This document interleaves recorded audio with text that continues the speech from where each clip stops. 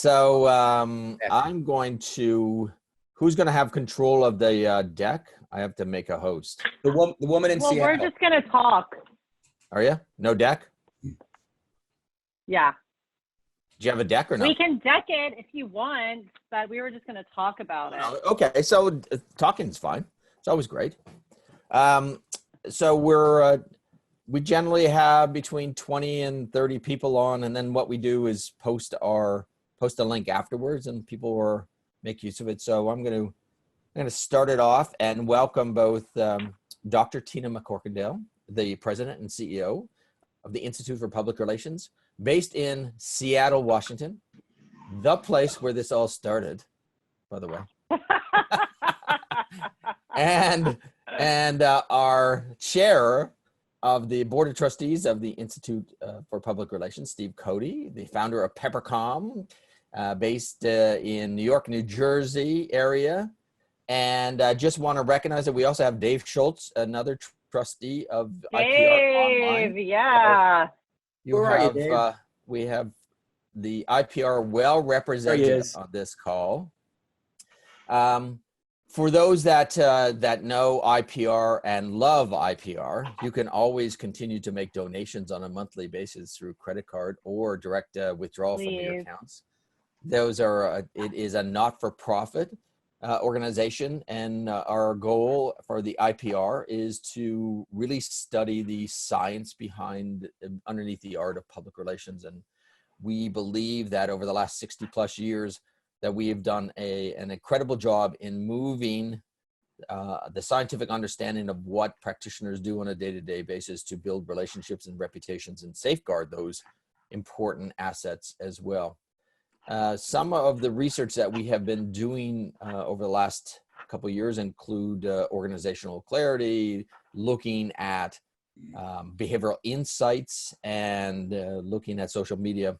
This study that Tina and Steve are going to report on is a series of studies that really what I would call opportunistic research, right? So an event happens and we go into the field and try to find and understand what the industry is thinking about at any given time in order for us to be able to provide counsel, advice, and insights to the many people that support the IPR. So it's a value added for the industry, for members of the IPR, and makes a contribution to the body of knowledge as we continue to understand what is going on.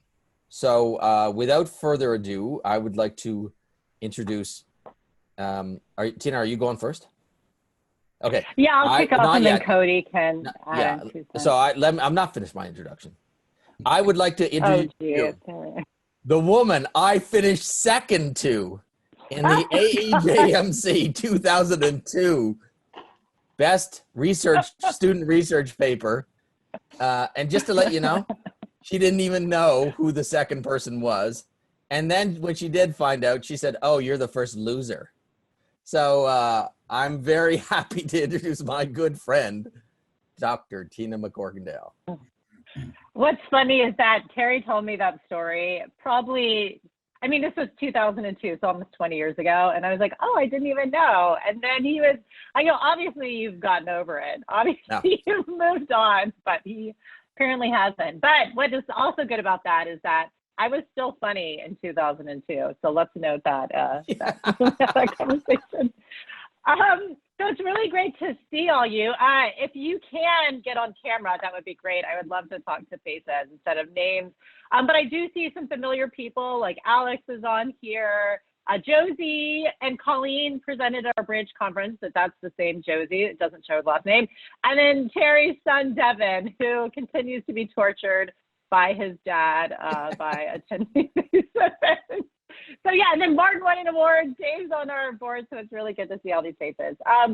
If you haven't signed up for our IPR research letter, I highly encourage you to do so. It's free every week, and we've pivoted to COVID. And like Terry said, we have a lot of great research out there, especially in behavioral science, that I think a lot of people are missing. So we partnered with Peppercomm to do this report. Our first report that we did was just a holistic overview. We did that report March 5th through 10th.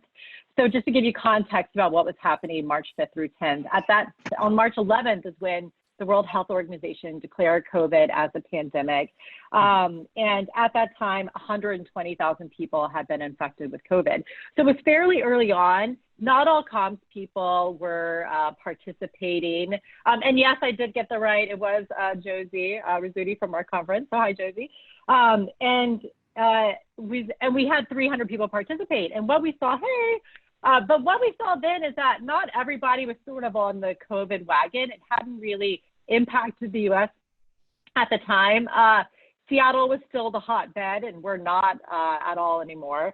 And even on like March 4th, before we even did the survey, Amazon and Microsoft, we were all working from home at that time. And then when we did the second study, it was from April 6th to 12th, and we just released it last Tuesday. And that was 400 communication executives. And at that time, there were 2 million people infected and 130,000 deaths. So we definitely saw a big change from that study to the other. Steve, do you have anything else to add about my great intro? Just 2 things. I do accept honorariums, so I am for profit. And I can give Terry my billing information if you'd like to send me something. Yes, Tina's the captain. Tina's the captain. I'm the first officer. The one interesting thing, which I'm sure we'll get to, is when we conducted the first survey back in March, whatever it was, 5 through 8, more than half of the senior communicators said that they were already equipped. Their crisis plan was solid. It had been based on Ebola, SARS preparations, et cetera. And then as we'll see when we surveyed them again last week or whenever it was, they were in complete overhaul, completely blowing up whatever they had, and realized that you cannot compare or contrast what came before to what we're dealing with today. So Steve, do you want to go through the top line findings like we typically do, and you can kick it off? Do you have those? Yeah, as soon as the honorariums come in, I certainly will. I was going to bounce. I was going to bounce around, if that's okay, Tina, to the 2 or 3. Oh God. Oh boy, and this is improvisation. I'm trained in improvisational comedy. I don't do it well, but I am trained in it. I know, lucky Terry's class. So yes, let's bounce around, Steve. Bounce around how you want, and then I'll fill in. I'll be the fact. I'll be the. You can be the fact checker. So there were we found any number of best practices, and we also found a few minefields that we think all senior communicators should be mindful of in the midst of this pandemic. So, you know, in terms of best practices, as I think I said earlier, 81% of senior communicators are putting their people's health and safety first. And in the past couple of weeks, based upon the verbatims, and Tina will share with you the names of the 6 or 7 individuals who spent a good half hour with us to provide additional insight. But, you know, they were putting health and safety first and foremost. And then in the last couple of weeks, as the sheltering became more and more intense, we saw the emotional and mental well-being of the employees also pop up as a major concern amongst senior communicators. And you know, being able to provide resources immediately to those who have never experienced sheltering. Not that any of us have, but certainly the younger, you know, millennials, Generation Z, et cetera, who are really, you know, by themselves in an 800 square foot apartment and are really in need of help. So that was interesting. The other takeaway that I found fascinating was the huge role and the reapportionment of resources, whether they be people or financial, from external to internal communications. Not that companies weren't continuing to communicate and obviously being mindful of what they say from a message and tonality standpoint, but employee engagement and internal communications. I think it was Stacey Jones at Accenture said that she had redeployed any number of people from outward facing communications to inward facing communications. And that is a trend that is not going to change. I think it was Bill Hughes at Pitney Bowes who said that there's no question that the CCO and the function itself is being respected and accepted among the C-suite in ways that it never has before. And he really, he is capturing everything in terms of reporting and measurement. And you'll find that that's not the case with some of the others. But when budget time comes around, he hopes that the decision makers within Pitney Bowes remember the role that corporate communications played in terms of employee engagement and internal communications, and will reward them financially, not personally, but budget-wise, that it won't go back to the way it was in terms of apportioning that budget, which I found fascinating. I'll go to one more, Tina, and then turn it over to you. The other real jaw dropper was that 81% of the 403 respondents did not do anything in particular with their DE&I initiatives. They, for the most part, said we just lumped that in with all of our employee engagement and internal communications. There were notable exceptions, and Stacey Jones at Accenture was one of those. They have had an amazing, it's not DE&I, I forget the acronym that she uses, but it basically covers every conceivable vulnerable employee within Accenture, and the extra efforts that Accenture in particular has put in to make sure that the most vulnerable employees are being communicated with, provided information, access, resources, et cetera, is definitely a world-class practice. So even though it was a very, very disappointing finding, and Tina spoke to a DE&I expert, maybe Tina, that's the natural segue in terms of what she made of the really disappointing results, there were some outstanding, superstars like Stacey Jones, who just, I think we all can learn from. And that will be that's in the report, and we can certainly go into greater detail about it. Tina? Yeah, and just to put some numbers to what Steve said so eloquently, we had safety guidelines. 84% of people were sending information about that to their employees. It was the most communicated topic, along with COVID-19 updates at 79%.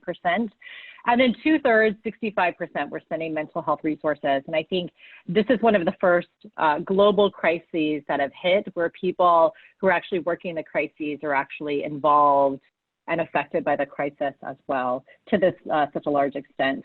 And then 8 out of 10 of the comm function was very involved in communicating internally. And this is one of the reasons why we did this survey, is that even when we did that first survey in March 5th through 10th, it was 75% were very involved, and the employees were of the highest or essential priority for the company, and 81% of respondents said that. So Steve talked about DE&I and those numbers. Just we also asked an open-ended question about how the DE&I efforts had changed to remain a priority since COVID, and they were mixed. We had some people who said that they absolutely were still on track. It was still critical. It was embedded to their organization and everything that we do. We still have planned events. We're trying to get technology to employees who may be on the front line and not have technological access. So trying to ensure even technology equity. Sorry, I should have said what the acronym for DE&I was, because Steve and I throw that around a lot.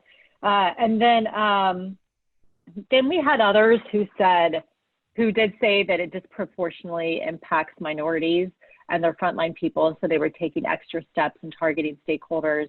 A couple said they put out statements opposing discrimination and racism based on what we're seeing with Asian community in the U.S. And then the most vulnerable employee was mentioned several times. More concerning was organizations who said their DE&I efforts were falling behind.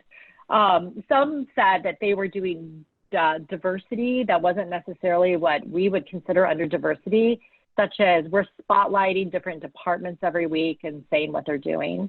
And then others said employees are employees and they should all be treated equally.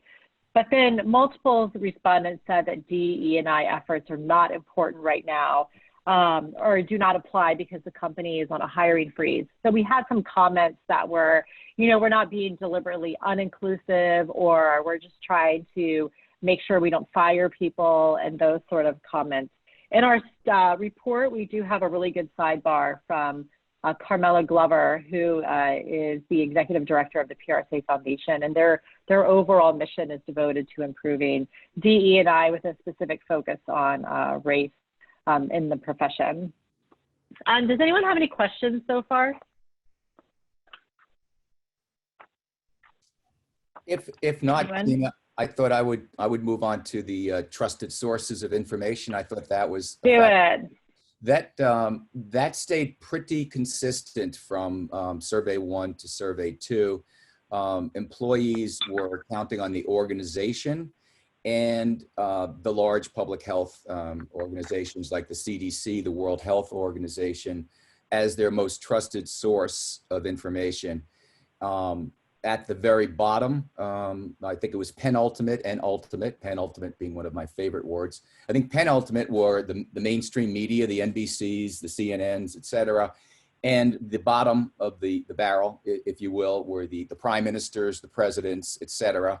Names were not named, but they had the least amount of credibility when it came to getting factual information. We saw a marked increase from the first survey to the second in terms of the CEO being the lead spokesperson for the organization internally. It was interesting, I think in the first one, it was a little over 51 or 52%. Now it's well over 3/4 of the time. And in terms of some of the verbatims and some of the interviews, it was made very clear to us that it was fundamentally important for the CEO to use her or his authentic voice, whether it's a voicemail, an email, preferably a live conversation like this, because employees can immediately smell or sense whether or not something's being ghostwritten. So I thought that was one of the more interesting takeaways, that in this era of transparency and authenticity where it's fundamental, some CEOs are still having other people write their words for them. And boy, now is not the time to do that. And you will be judged. You will be judged by that. Tina? Can I just sorry, Terry, go ahead. Yep. Oh, and Dave, you might be able to sort of give me the numbers on that. And in almost the exact opposite in Canada, the Prime Minister and premiers and have had a sort of a elevation in their perception during this credibility, during this period of time as well. So, not all, Dave. If I can jump in, I mean, obviously health professionals, families and doctors and nurses is at the highest level. Public health is at 84% trust right now. The Prime Minister is at 56%. And Donald Trump is at 12% from a Canadian perspective. And if I look at that from an American perspective, we see similar rankings. Public health officials are at 71% compared to the 84% in Canada. World Health Organization is at 59% in the US compared to 70% in Canada. And Donald Trump is at 38% trust in the US compared to 12% in Canada. Dave, I'm Which curious, is crazy. Have you tracked any sales spike in household disinfectants in Canada? We haven't tracked the actual number, but we've tracked what have you purchased and what are you doing regularly. So we have actual behavioral usage numbers to go with that. Interesting. Strange times.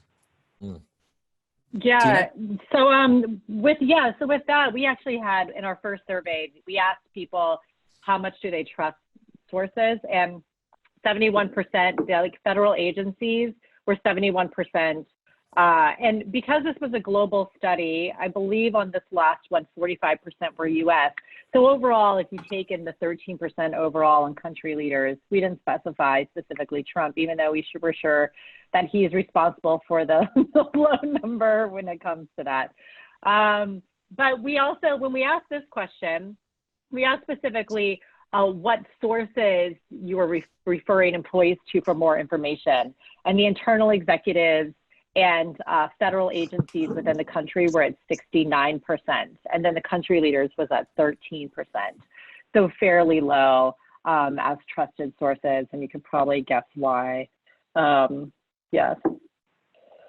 And the other interesting thing Steve mentioned was about the CEO numbers. And in this study, 75% said their CEO was very involved in internal communication, which just makes you wonder what's happening with the other 25% that the CEO isn't as involved, if they're giving that to HR or some other sort of function, but it definitely is concerning.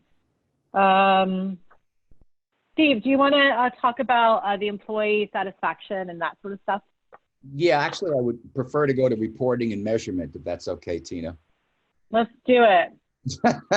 It's all about improv. It was really, I found it interesting and disturbing. You would think in the past 6 weeks that you would want to have your finger on the pulse of your employees in terms of how they're feeling, what you're doing right, what you can correct in terms of the message being sent, the interactivity, etc. 25% of the 403 respondents haven't done any reporting or any measurement whatsoever.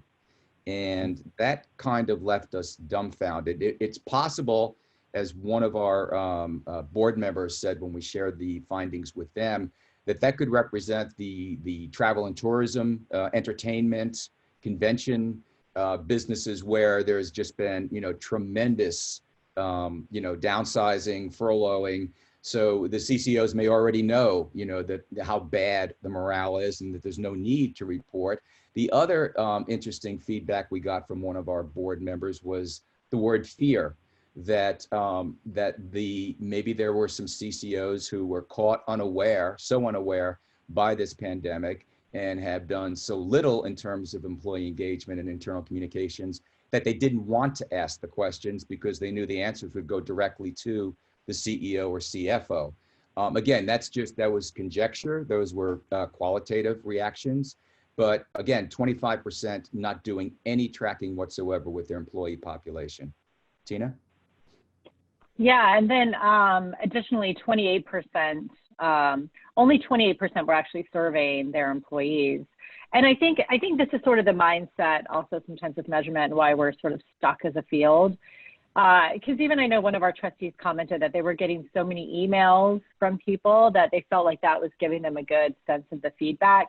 But that doesn't. I mean, that just tells you how many people may have questions or, took time out to give feedback. So that's definitely problematic that people weren't surveying their employees, especially because that's a known population. You don't have to go out and pay for a sample. It's right there, very easy to access. Any questions on anything we've covered up until now? Can I just add something very quickly? You talk about the need to survey employees.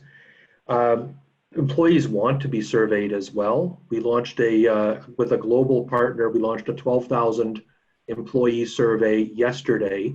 And within the first 3 hours, we had 4,000 responses. Wow. Immediately. God.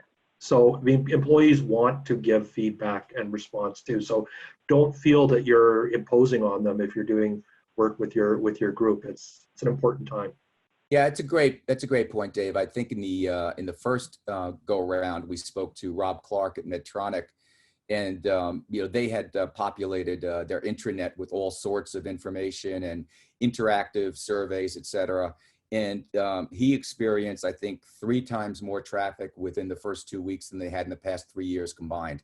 Wow. Just showing you the thirst for information and explanation and resources that employees are looking for. Yeah, and I think in these times, what people want both information and instruction, right? They want to be heard. I mean, Dave and I, when we do our research, we use the measurements of relationship. The lowest score on any of those measures is, do you feel like people are listening to you? Do you feel like that you have a voice in these kind of decisions? And this is the time where you can demonstrate that, right? That their voice really has an impact, profound impact on how the company, organization, it will be redefining itself after this. Yeah, and some interesting, again, just qualitative, Terry. You know, I think you saw what happened to Ellen DeGeneres when she Right. posted her video and said she felt like a prisoner. There have been instances where CEOs have been standing in front of their palatial estates in the Berkshires or whatever, and walking around and talking about all the great work that's being done, and no interactivity, talking at the employees, and ending with their catchphrase that our business is all about our clients. So be agile, not fragile. And boy, I couldn't think of a more insensitive phrase. Tone deaf. Yeah. But so, there are some worst practices out there that we want to make sure we communicate as well, so that others don't make that same mistake. Yeah. Just some of the points that people are asking, do we know how many companies survey their employees on a regular basis? So, the fact that they are asking more and more now, what is the regular kind of routine that we would expect in times before March 13th? We didn't ask that particular question. It's a great one, but I have no idea how many people, but I think it's a good question also for our profession. And then multiple people have been saying positive stories. And when we asked questions about what information they were sending out, one of the most frequently noted one in the other category was positive stories, just to give people that positive news and to spotlight what people were doing. That helps. Okay, so similar to that, we asked questions about how people are communicating to their employees and what were the best channels. And nearly all respondents use email. We have a really cool chart in the report that looks at both the frequency of use of a channel as well as the effectiveness of the channel. So by far, the best channel for communicating information internally were personal touch points, one-on-one check-ins, communication through managers. And I think, even where we say face-to-face, that people should be doing face-to-face, but of course we mean virtually. But that's really important that you're talking to. It's really interesting when I think about this is that I don't think there's ever been a time where we've been so concerned about the other person as a whole. Like, how are people doing with how are they managing their work? How are they feeling, right? I mean, it's really focusing on empathy and making sure that people are having these connections and social connections. And, even the podcasts that you hear, when I was listening to Hidden Brain and there is another TED Talks hour, they're all focused on loneliness and the sort of social experience. So I think that's really interesting as well. But definitely the manager connection is critical. So we recommended anyone who wasn't doing sort of one-on-one check-ins to start doing that. Steve, anything to add around that? Yeah, obviously in the global organizations, the CEO, CCO only has so much bandwidth. So certainly a best practice is to properly message those middle managers and or those business unit leaders, so that they can in turn have the face-to-face conversations with their direct reports. Nothing topped face-to-face interactivity. At the same time, at the bottom of the list was anything that was pre-recorded, like a group voicemail, like a podcast, surprisingly enough. That finished dead last. Wow.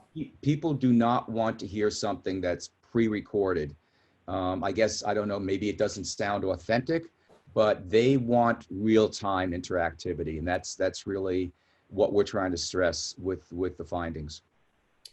And do we know to what degree that these organizations actually were using real-time technology like this beforehand as a form of their communication versus the pivot, and how many of them really did well in the pivot and others struggled with getting the right platform? There was immediate Zoom issues, right? The security issues. So that's understandable, but really, have they learned, right? This is so easy to do this in real time that you do, as Steve said, get to hear that sense of authenticity and credibility when they are in fact delivering this information. Yeah. So we didn't have go ahead, Steve.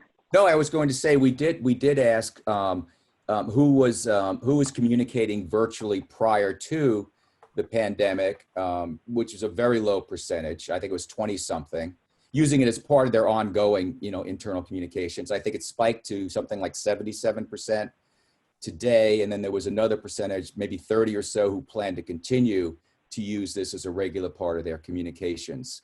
So we didn't ask your specific question, but we did try to find out. Our organization, we're in London, we're in San Francisco, so we would always use video conferencing for our internal, weekly meetings. Obviously now it's daily, just to make sure everybody's okay. But those organizations that already had it as part of their DNA, I think, adapted pretty easily. Mm-hmm. We did ask the question, we did ask a qualitative question about what would change moving forward. And we did have some individuals who said that they had been begging for like updated infrastructure to communicate internally and had been turned down, and how fast it was fast-tracked with the crisis. And we saw that multiple times. And what people also said is that they realized that they weren't doing a very good job communicating already to their work from home employees, or even some of the contract workers who were working, from their homes and not in the physical workspace. So, and Steve, I mentioned earlier our conversation with Bill Hughes, which is also part of it's in the report, is that it's looking forward, how can you maintain? Because right now, and Steve will say this in just a second, with the increase in satisfaction and how you feel about the organization, when we see some of those numbers go up, most likely a lot of it is attributed to the communication that's coming out and the attention to employees and those sort of areas. So with that, will it continue, and will companies continue to invest in these sort of internal communication resources and tools to make sure they keep up at this level? Yeah, one of the really interesting findings was that the senior communicators reported marked increases in collaboration and engagement, but 40% or so noted a marked decrease in productivity. And I think there are some pretty obvious reasons why that is. We've already discussed some of them. This is a brand new normal for a lot of people. Some are coping very, very well. Others are struggling mightily. So we are planning a third qualitative survey, and that's one area I really want to get a better handle on, the decrease in productivity, what the CCOs think is causing it, what they're doing to try to turn it around. There could be multiple reasons for that, but it seemed like a pretty interesting disconnect that collaboration and engagement were way up, but productivity was down. Tina, do you want to add anything there? No, I thought you did a good job, Steve. It's interesting. There was a New York Times article last week about how the technology is actually causing greater fatigue for people. Yeah. So how do we Definitely. build in that? It's cognitive fatigue, but it's also physical fatigue, right? Sitting at these things and staring into a screen as well. Tina, Colleen had asked, can you talk about what you saw around planning for back to work? Yeah, sure. Yeah, Steve, we can start talking about that. So we did. Go ahead, go. No, you go first. You really want to say it. Steve. This is the new Martin and Lewis, except when I talk about Martin and Lewis, most people won't know who they are. Yeah, I don't know. Is that from the 30s? Yeah, we're like, Abbott and Costello, maybe. Yeah. Or Burns and Allen. There was this was a shocker. And I guess it's because so many of us have our heads down and are dealing with the day-to-day crisis, but very little thought has been given by the senior communications executives in terms of returning to work, what that will look like, planning for a return to work. Will it be 1 quarter virtual, 3 quarters physical? I think 9 out of 10 had not given any consideration to that. And I think in terms of asking, Stacy and Stacy, Accenture is a different situation since most of their employees work at client locations. So they're always on the road anyway and communicate virtually. But, for Bill Hughes, where Pitney Bowes is a global organization, different states will come back online as we're seeing in staggered stages. Different countries will come back online in staggered stages. And they're trying to wrap their arms around, okay, how do we plan for a staggered return? And then, you know, from an agency standpoint, we have the double complexity, if you will, where we have some of our employees embedded in client organizations. So how do we deal with the client that may say, okay, we're coming back 100% physical, but our employees will not be comfortable with that? How do we communicate that? How do we get out in front of that with our clients? How do we align? So there are all sorts of complexities. And then Tina spoke with a couple of workplace specialists, from HOK, who really talked about, you know, what the new workspace would look like, should look like. And Tina, why don't you elaborate on that? Sure. And then just to give you all some of the numbers. So 60% of respondents had not even started planning, and only 10% had done extensive planning on return to work preparations. And then 27% said they were doing a phased or gradual return. 12% said they would return all at once, and the others had no idea. And then 3/4 of our respondents had not discussed any changes to the physical work environment. And as we're unsure if their organization was going to make any changes. And this is when Steve talked about our conversation with HOK, that's where it filled in. So we asked the question of what sort of physical changes would have to take place, because even though a lot of this is under HR, what the communication and making sure this is a seamless transition is really up to the CCO to make sure people understand. And there's two things here. You have like a physical changes that have to be made, but also psychological.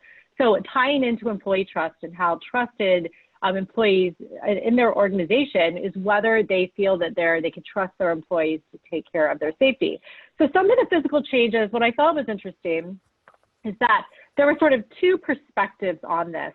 One perspective was that they would institute more shared spaces, and then others would close off more shared spaces. So on the one hand, of the people who would institute more shared spaces, they would eliminate desk ownership.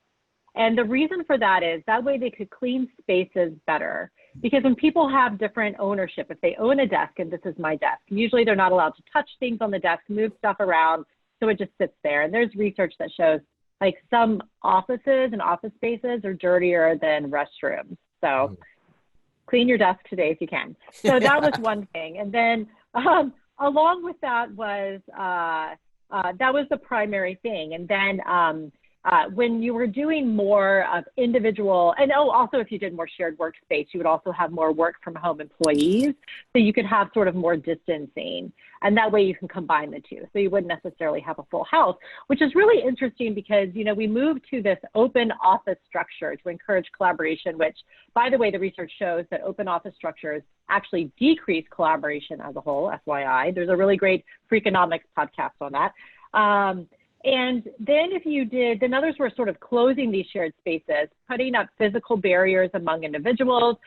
There was also a recommendation, I read this, not in our report, that even putting up clear barriers, that way you can still have conversations and see people without having to actually see. I thought that was interesting.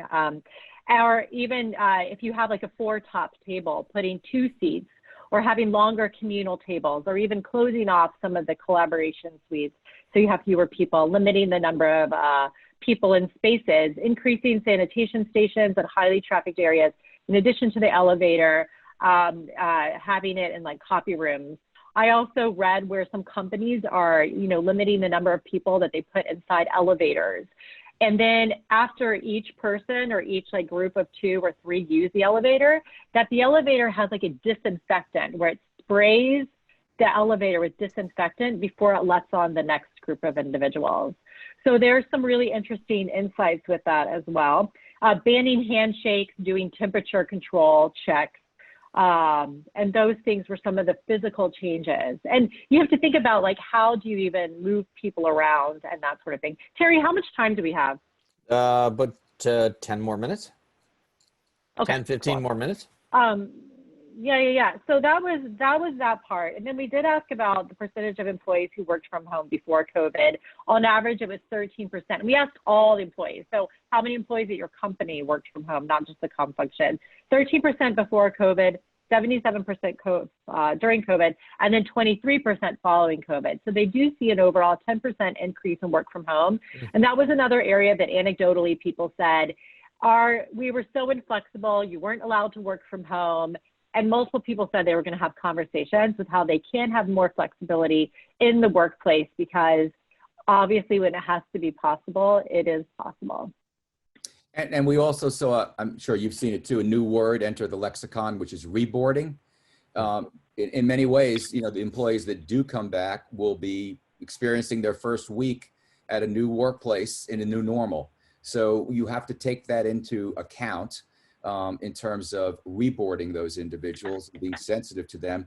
And also during this period, we've been fortunate enough to hire 3 people who have never met their peers physically. Wow. So they only have virtual relationships right now. So how does one reboard those individuals if and when we return to our Manhattan offices? All new variations on the theme, Terry. You know, it's an interesting. And then someone, oh, sorry, go ahead, Terry. There's an interesting connection. In 1989, I worked at an agency that had to relocate to a temporary quarters because our neighbor had been burned down. And so we actually took a warehouse and did camp style, MASH style stuff. And it was really interesting because there was a greater sense of collectivity and collaboration. And, you know, we're in this together. The challenge afterwards, when people came into the organization afterwards, they missed that. They were on the out group, right? They weren't part of the narrative when, hey, do you remember when we had to? So that, I think, is a part of an interesting narrative, or how do you bring people in after the fact that weren't part of this, right? That can't make those kind of connections as well for the corporate story or narrative. Yeah, it's a great point. I've been running Peppercomm poorly for 25 years now, but I told our group that I feel closer to this current group of Peppercommers than I have with any previous, you know, cohort. I just feel that we are so close and we've been through so much together that there are these incredible bonds. But to your point, Terry, what happens when we do go back to 470 Park Avenue South? Mm-hmm. Yep. And then there was a question about the government, and that's another important piece and consideration is, you know, when we're in the U.S. and we have 50 states, and so the states' rights they can open up when they are deemed ready. Then you're dealing with different governments, and if you're dealing with a crazy government like Georgia, where they're like, yeah, let's open for business and stagger it, and then the companies are saying, wait a second, you know, we're not comfortable with this yet. How do you manage that? Because you also have people who say, yeah, we should open it and come back. Like that's happening right now with Boeing and Seattle. And then we just saw in Washington area, the Tyson plant, you know, 24 of their employees have COVID, or 30 or something, because they weren't following the safety regulations. So I think there's this sort of, we'll see a COVID backlash and sort of a battle almost between, you know, companies and governments as they start to reopen or not reopen. In Seattle and Washington, our governor just said that he's going to reopen some of the state parks and also some fishing, which is a big industry for us. But they basically said no fishing, which is really tough because there is more social distancing in fishing. So that's some of the sort of challenges. The other thing we want to take a look at next time around is the manufacturing sector and the language translation challenge, if you will, since obviously there are a lot of people who speak different languages and they don't use email. So what are best practices as those manufacturing plants start coming back online in terms of reaching out from a chief communications officer? So a lot of different implications that we have yet to even touch on, Terry. Right. Well, this is a fascinating series of research that you've begun, and we want to thank you, Steve, for lending Peppercomm to this research, because without partners at IPR like Peppercomm and Dave's work that he's doing with us as well, and others as well, we wouldn't be able to really understand what's happening. And, you know, I always said, because most of my research was in crisis communication, you know, don't waste a good crisis. for not learning about what is happening, right? There are things that we can learn about that we can help us prepare for the next time, right? You know, Steve, you said at the beginning that, you know, they thought they were all prepared. They had Ebola, they had SARS, but holy crap, this just was a tsunami and nothing could really have prepared us. Well, I think that the organizations that have that sense of anticipation and ability to adapt, right? We might not know what that's going to look like, but the quicker that you get to this kind of, here's our new normal for now, the next new normal might be in 6 weeks, and the next new normal might be in 2 years after that. So how do we make sure that we kind of fold it out? And again, you know, just like our kids, they're looking at the adults in the room to say, help us get through this. You know, we all don't like uncertainty, and this is the most uncertain time that we've ever faced. So thank you both for sharing that information. Are there any questions before we end today's session? This is, I think we're now at number 4 in our Tuesday Talks. I just want to remind everybody that next week we have Linda Rutherford on Tuesday/Wednesday, because she wasn't available on Tuesday, so Wednesday Talks.